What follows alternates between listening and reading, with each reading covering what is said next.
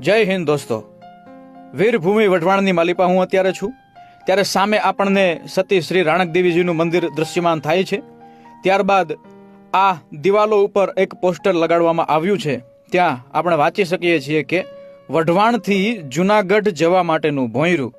તો દોસ્તો, જે તે સમયે અહીંયા એક અતિ વિશાળ ભોંયરું હતું, જે ભૂગર્ભ મારફતે એમ કહેવાય કે છેક જુનાગઢ સુધી એનું અસ્તિત્વ હતું। તો અહીંયા આપણે એ નોંધ લઈએ, આ વાત પણ આપણને ખાસ યાદ રાખવા જેવી છે। અને અહીંયા તમે જોઈ શકો છો એ ભોંયરાઓનો મુખ્ય માર્ગ, હા,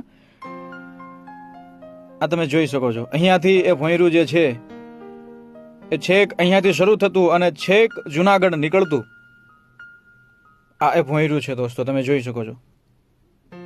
અહીંયાથી એ ભોંયરામાં પ્રવેશ કરવામાં આવતો હતો। વઢવાણમાં હું અત્યારે છું, રાણક દેવીજીના અતિ પ્રાચીન